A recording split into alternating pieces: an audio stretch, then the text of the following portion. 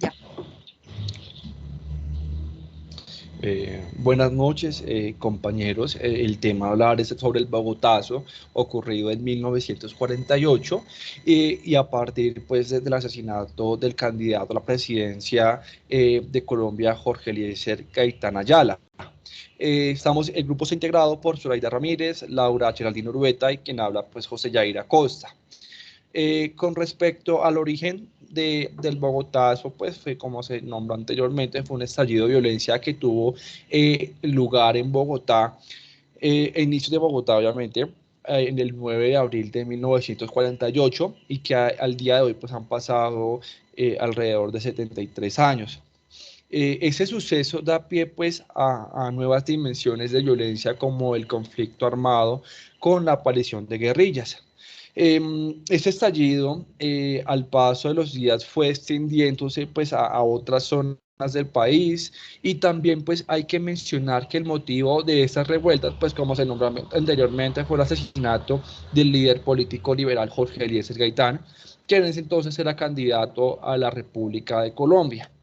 Lo que sucedió después de la muerte de Gaitán fue una ola de violencia que se desató no solamente en Bogotá, sino que también en el resto del país. Hubo incendios, matanzas, destrucción de la infraestructura pública, ocasionando hasta un total de 2.500 muertes. Eh, eh, y pues ese suceso pues se suma a las guerras civiles que han sido protagonizadas pues por los dos principales partidos políticos de ese entonces, y hacemos referencia al Partido Liberal, que era de inclinación centro-izquierda, y al Partido Conservador, pues con inclinación de derecha. Comenzamos pues, a hablar un poco a partir de 1946 con las elecciones a la presidencia que fueron ganadas por los conservadores y que esto pues digamos que se dio por la división que había dentro del Partido Liberal, una parte liderada por Alberto Lleras Camargo y la segunda por Gaitán, este último pues con una mirada mucho más de izquierda.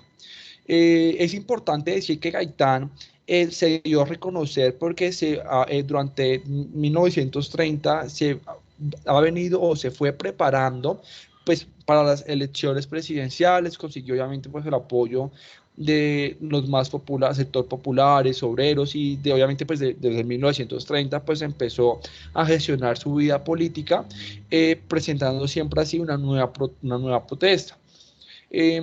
Su asesinato se dio a manos de Juan Roa Sierra, lo que provocó que sus seguidores en Bogotá salieran a las calles de manera violenta. Hubo levantamiento popular de Nalmas, el cual se dirigieron todos pues, al Capitolio Nacional para exigir la renuncia del presidente conservador eh, Mariano Ospina Pérez, logrando pues que este los reprimiera, y ahí se da pie al periodo conocido como la violencia que terminó 10 años después. Con respecto a los antecedentes, hay que mencionar que, pues, como se nombró anteriormente, el detonante fue el asesinato de Gaitán, pero haciendo buscando, consultando, encontramos que hay historiadores que afirman que la asistencia, eso da pie porque en ese entonces habían unas condiciones previas que no eran favorables para gran parte de la sociedad colombiana, que contribuyó pues al estallido. Otras causas a mencionar es que Colombia tenía una sociedad en la que la desigualdad económica y social era muy acusada, había violencia bipartidista, abandono estatal y también la inestabilidad política. Este último, pues porque las personas pues consideraban que estos dos partidos no se preocupaban por resolver sus problemas y por lo cual más o menos a 1920 nacen los movimientos sindicales que nacen pues sin ningún apoyo político y al contrario pues se vuelven un problema para las clases dirigentes que velaban por los intereses de la burguesía, y está claro pues lo vemos reflejado en la huelga de los ferrocarriles en 1927 y en la masacre de las baneras de 1928. Eh, Y pues también es importante mencionar que Gaitán, pues como les comenté anteriormente, llevaba construyendo una carrera política de años atrás, fue presidente de la Cámara de Representantes, fue ministro de Educación, fue alcalde de Bogotá. Esto le permitió simpatizar con la gran parte de la población por la cual pues se vio pues se vio interesada en sus ideales políticos, y esto ocasionó que aumentara ese número de simpatizantes, pero también esos que se denominaban como gaitanistas comenzaron a ser víctimas de violencia por su inclinación política.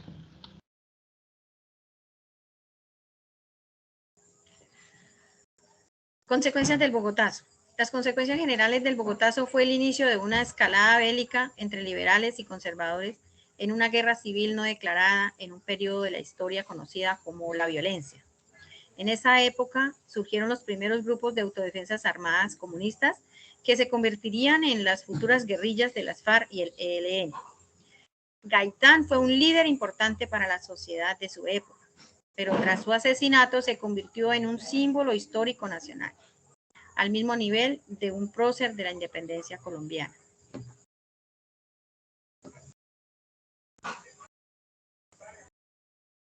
La violencia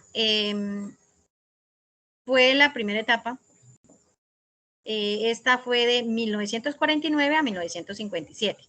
Con el levantamiento popular del 9 de abril se dio inicio a la época de la violencia, en donde se enfrentaban simpatizantes del Partido Liberal y el Conservador, sin haberse declarado una guerra civil. Incluso en la conmemoración de esa fecha se dieron disputas en las que los conservadores le daban significado de primer golpe, mientras para los liberales es de la revolución frustrada o el día que murió la esperanza, haciendo alusión al día que murió Jorge Eliezer Gaitán.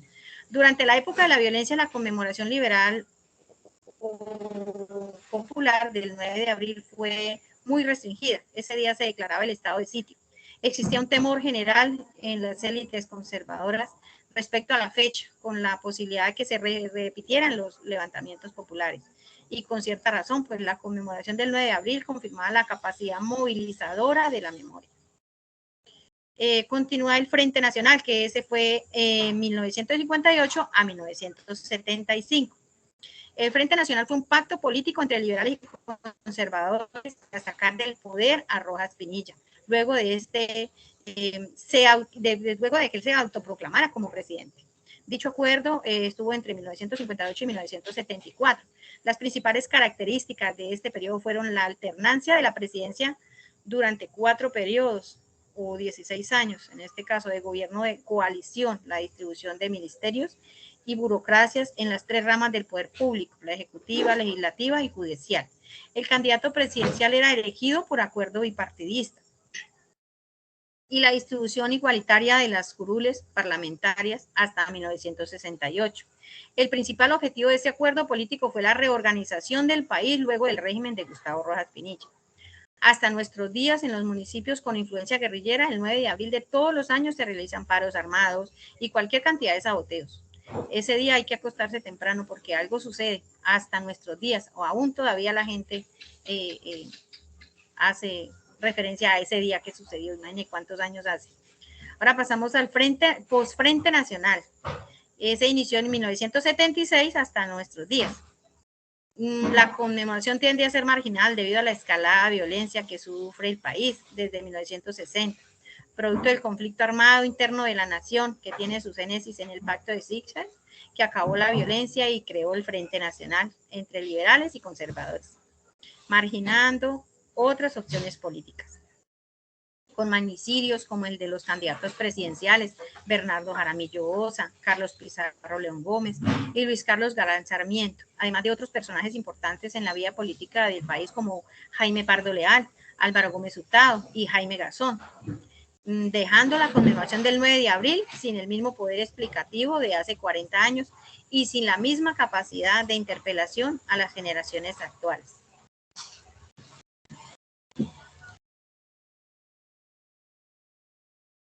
Bueno, buenas tardes para todos. Yo voy a hablar respecto a los aprendizajes que nos han dejado este evento histórico. La vida y muerte de Gaitán han generado una literatura de gran amplitud. En ella encontramos libros, memorias, comentarios y discursos que se han sumado pues para evocar y darle una interpretación al sentido de su acción y pues sobre todo para analizar las causas y consecuencias de su muerte.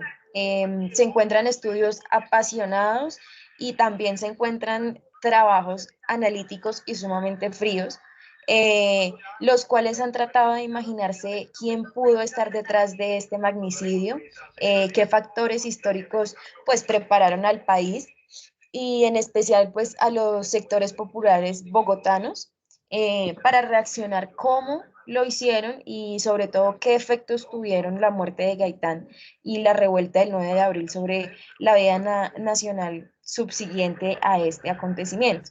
Eh, Varios autores y escritores hablaron, sacaron sus obras de ficción al respecto, como fue Gabriel García Márquez, Pedro Gómez Corena en 1951, José Antonio Osorio Lizarazo, Alfonso López Michelsen, Ignacio Gómez Dávila y Manuel Zapata Olivella, entre otros.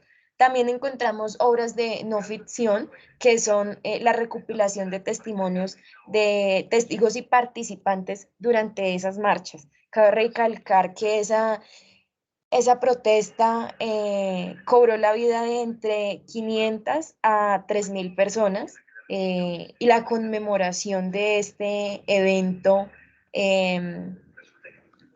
ha sido pues de un espacio de disputa política y social donde no existe un único discurso por el sentido del pasado, por la memoria histórica y por el empoderamiento cultural. También podemos darnos cuenta que las condiciones políticas y de conflicto armado interno pues nacen variar la forma de recordar y conmemorar el 9 de abril. Como lo mencionaba mi compañera Zoraida, no en muchos casos se sale a manifestarse uno de forma pacífica, en otros ocurren desmanes violentos. Pues de esta forma es posible caracterizar los tres grandes periodos que nos comentaba la compañera. Para concluir, este hombre nos dejó una frase muy célebre que desafortunadamente la encontramos en el billete de 1.000, el billete de menor denominación, y es bastante curioso que él decía que él no era un hombre sino el pueblo y que el pueblo es superior a sus dirigentes.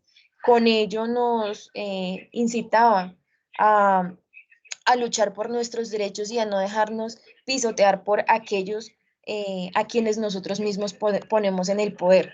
Como bien la palabra lo dice, son servidores públicos que están a nuestro servicio, no nosotros al servicio de ellos. Y esto es lo que Gaitán quiso enseñarnos en esta frase, que desafortunadamente no se le da el valor que merece, sino que se interpreta de otras formas para, para poder manejar las cosas al acomodo de los demás, ¿no? Sin llegar aquí a rayar en